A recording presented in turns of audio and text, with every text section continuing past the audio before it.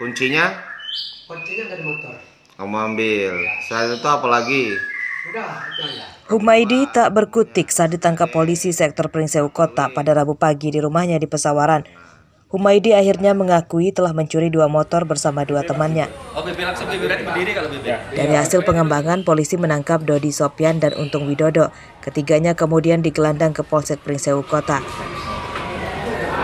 Polisi menyita 1 motor hasil curian dan 1 lagi milik tersangka yang dipakai untuk mencuri. Ketiga tersangka biasa menyatroni rumah atau kamar kos kosong. Mereka awalnya berpura-pura akan bertemu.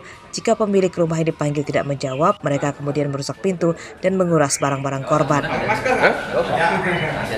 Modus operandinya itu merusak pintu. Terlebih dahulu dia menggedor, setelah meyakini kontrakan itu atau kos-kosan itu kosong, baru dia melakukan pengerusakan terhadap kunci pintu. Kemudian masuk ke dalam, melihat barang-barang yang bisa untuk diambil.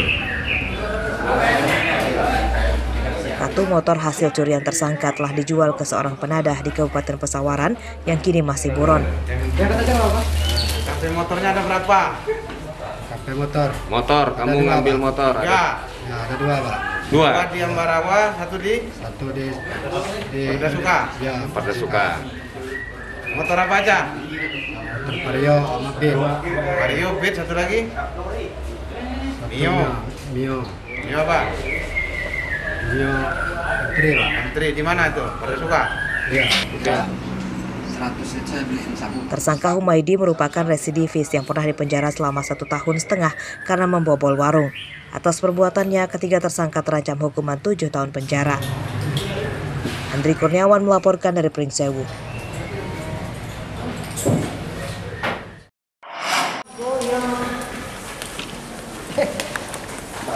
Satuan Reskrim Polresta Bandar Lampung Rabu siang merilis pengungkapan perkara pencurian metraib milik kantor pos Bandar Lampung senilai 1,5 miliar rupiah. 1 pelaku ditangkap bernama Baren Reza, warga Kelurahan Segalamider, Tanjung Karang Barat. 2 temannya berinisial FS dan HR masih buron. Pencurian metra yang hilang saat dalam pengiriman tersebut diduga melibatkan petugas ekspedisi yang mengangkutnya dari Jakarta ke Bandar Lampung. Pencurian direncanakan dengan rapi dan baru diketahui saat pegawai pos membongkar muatan truk box yang baru tiba. 150.000 lembar metrai curian itu kemudian dibagi 2. 50.000 lembar dibawa tersangka FS dan HR, 100.000 lembarnya lagi diberikan ke tersangka Baren Reza. Metrai curian itu telah diedarkan luas ke sejumlah daerah di Lampung. Sebagian juga dipasarkan secara daring melalui media sosial, pembelinya dari luar Lampung. Tersangka Baren telah menjual lebih dari 50.000 lembar metrai hasil curiannya dengan keuntungan 200 juta rupiah. Uangnya kemudian telah habis untuk bermain judi daring.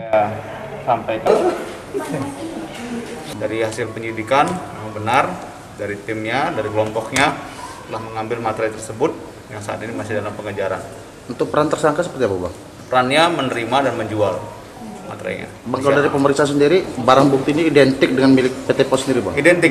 Setelah kita bandingkan dengan crime scene investigation melalui Pruri, nomor serinya kita dapat setelah kita bandingkan sebanyak 4.050 yang kita amankan ini memang identik, dan sisanya sekitar 200 juta yang sudah laku sudah dijual dan habis digunakan untuk judi slot.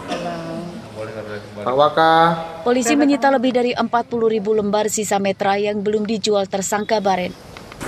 Atas perbuatannya, tersangka terancam hukuman 5 tahun penjara. Robi Laste melaporkan dari Bandar Lampung.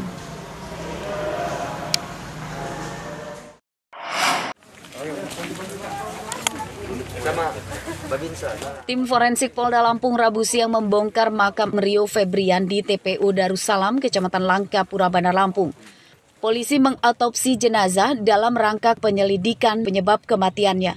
Pembongkaran makam ini disaksikan oleh keluarga korban.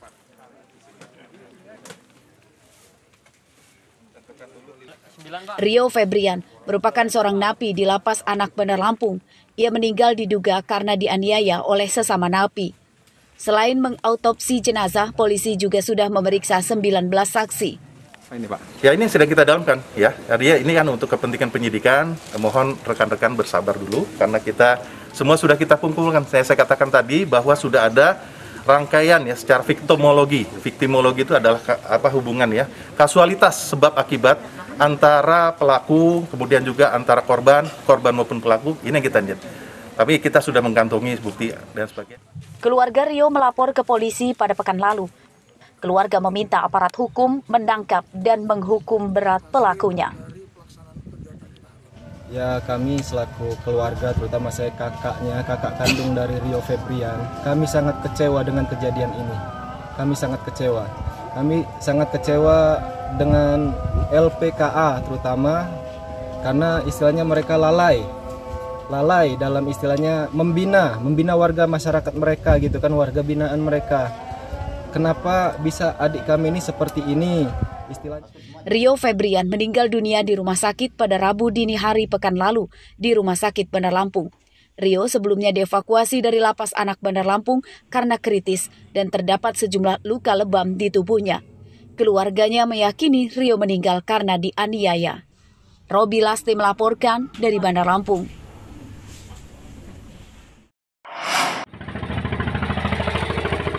Lagi-lagi pantai di Lampung tercemar limbah mirip oli bekas. Terbaru terjadi di pantai Labuhan Maringgai, Lampung Timur. Pantai dipenuhi gumpalan hitam pekat mirip oli bekas yang mengganggu aktivitas nelayan mencari ikan.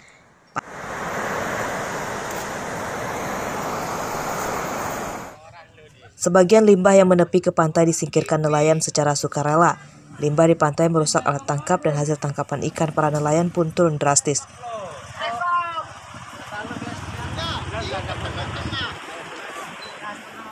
Para nelayan di pantai Labuhan Maringgai tidak mengetahui pasti asal limbah itu, namun diduga kuat berasal oli bekas kapal besar di tengah laut yang sedang dalam perbaikan. Jadi dampak dari nelayan, akhir-akhir ini, minggu ini ya nihil, tidak ada yang melaut. Bahkan yang melaut pun juga ya tekor gitu. Limbah minyak tersebut ya mungkin dari tengah laut, entah itu istilahnya ditemukan nelayan itu entah dari mana, yang jelas dari Pulau Segama. Sekitar 2 minggu ini, belakangan ini. Pantai tercemar limbah mirip oli bekas di Lampung telah terjadi beberapa kali pada tahun ini. Di bulan Maret lalu, pantai di Lampung Selatan, Bandar Lampung hingga Pesawaran tercemar limbah itu. Kasusnya ditangani Polda dan Pemprov Lampung serta Kementerian Lingkungan Hidup, namun hingga kini belum ada pelakunya yang ditangkap. Artinya kalau itu perusahaan di Lampung yang melakukannya itu akan transparan. Saya tutup. Ya, itu aja, kan melanggar lingkungan. Kita mati-matian ngebagusin dunia, datang-datang. Dan sekarang sedang dikaji, kalau memang itu ada yang melakukan pelanggaran, ya saya akan tutup. Udah, begitu aja, singkat aja. Tetapi ini timnya masih turun, lingkungan hidup, kelautan, dan dari pusat. Mudah-mudahan juga bersama Polair. Para nelayan di Labuhan Maringgai mendesak aparat hukum dan pemerintah serius memberantas pelaku pembuang limbah ke laut itu sebelum ada kerugian yang lebih besar. Aris Susanto melaporkan dari Lampung Timur.